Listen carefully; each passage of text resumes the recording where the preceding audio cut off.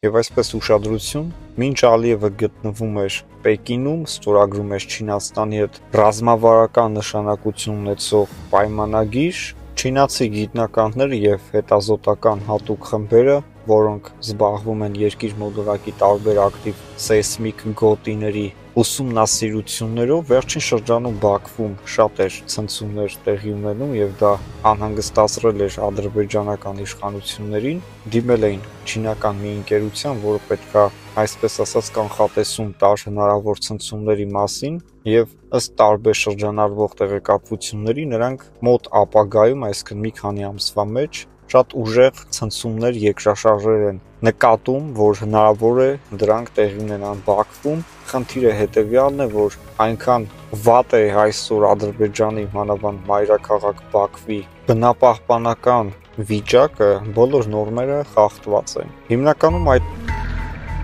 ամենը գալիս է նավթի արդյունաբերությունից, այդքան նավթահորերը այդքան ծակում են ընդերքը եւ նավթ են հանում գետնի տակից եւ բնականաբար դա իր հետևանքները թողնելու է։ Մեծ ցնցումներ, երկրաշարժեր, չինացի գիտնականների եւ հատուկ հետազոտողների պատասխանը Ադրբեջանի ղեկավարությանը, որ գնացեք, ամեն ինչ արեք, պատրաստվեք, որ միգուցե նաեւ լինի ավերիչ երկրաշարժեր ձեր տարածքում։ Եվ բնականաբար երկրաշարժը դա բնական աղետ է, դա չես կարող կանխել, բայց կարող ես նախապատրաստվել, կարող ես որոշակի առումով հնարավոր մեծ երկրաշարժի, ուժեղ երկրաշարժի դեպքում զոհերի թիվը գոնե կրճատես, որոշ անվտանգային կանխարգելիչ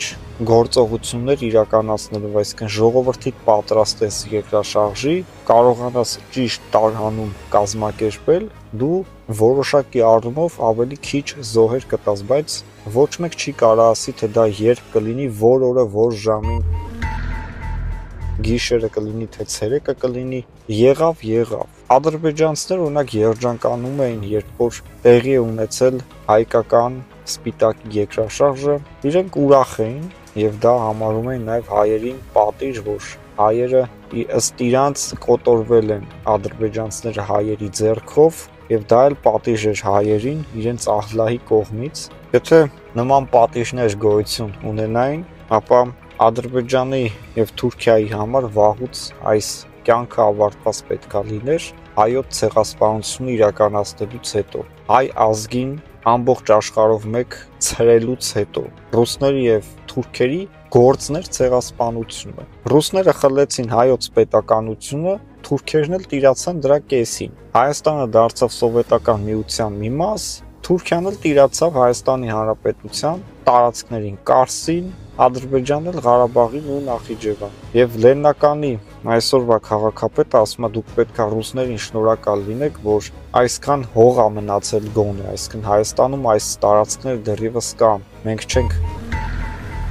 բնաջնջվել եւ այլն, ու ասում է մտնենք միութենական պետություն։ Դա կոնկրետ Հայաստանի Հանրապետության անկախությանը դեմ ուղղված հայտարարություններ են, այն էլ պետական բարձրաստիճան պաշտոնյայի կողմից, որը պետքա մեր կարծիքով գոնե ունենա ինչ-որ հետևանքներ իրավապահ համակարգի կողմից, որպեսզի անկախությունը կասկածի տակ դնող, անկախությունը վատաբանող եւ անկախությունը արժեզրկող հայտարարություններ մանավանդ պետական պաշտոնյաների կողմից այլևս չդինեն։ Վազգեն Սարգսյանը անկախության մասին ասում էր, որ անկախությունը մոր նման մի բան է եւ եթե դուք հարց եք տալիս կամ կասկածի տակ եք դնում անկախությունը, դուք կասկածի տակ եք դնում ձեր սեփական մորը։ Եվ այսքանով ամեն ինչ իհարկե ասված է անկախության մասին։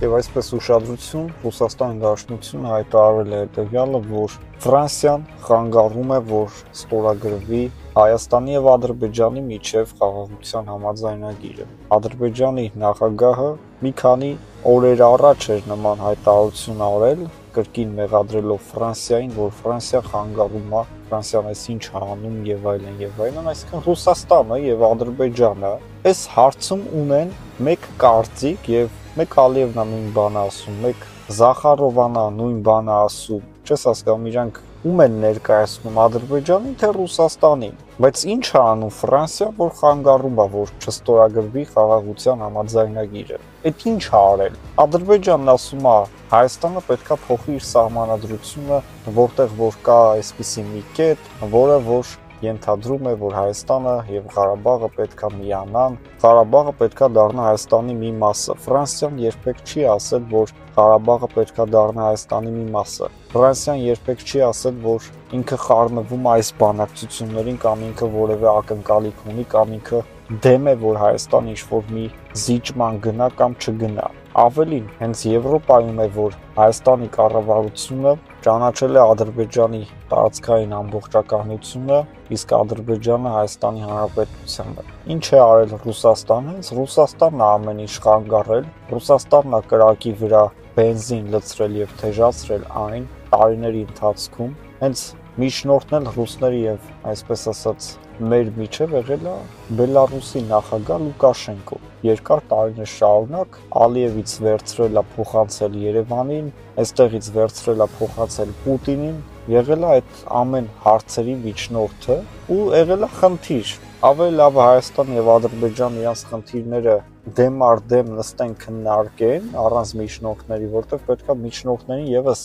ձեռնտու լինի ձեր հետ աշխատել։ Այսինքն Ռուսաստանի շահը որն է, որ Ռուսաստանը ներքաշվի հայ-ադրբեջանական բանակցություններին, եթե այդտեղ շահ չունի։ Հիմա ինքը չունի շահ եւ ասում է, որ մեղավոր է Ֆրանսիան, որովհետեւ չի ստորագրվում այդ փաստաթուղթը։ Հետո ասում են, որ մայիսի 9-ին պետքա Ռուսաստանում ստորագրվի այդ փաստաթուղթը, հետո էլ ասում են, որ չի ստորագրվել։ Այսինքն ոչ մեկ ոչ մի բան չի հասկանում, այս ինչ խաղեր է, ինչ խնդիրներ է, որ չի լուծվում։ Եթե Ադրբեջան եւ Հայաստանը համաձայնեցրել են խաղաղության համաձայնագիրը, ինչի դա չի ստորագրվում։ Եթե երկու կողմը ասում են վերջ, էսա ավելացնելու եւ պակասացնելու որևէ բան չկա, արդեն համաձայնեցված է ամբողջ կետերը։ Ու չի ստորագրվում։ Բա ում համար է այս տարիների աշխատանքը արվում, չես հասկանում, այսինքն Ադրբեջանի իշխանությունը փորձում է Հայաստանից քերել հնարավոր ամեն ինչ, հասնել Հայաստանի կողմից հնարավոր ամեն զիջման,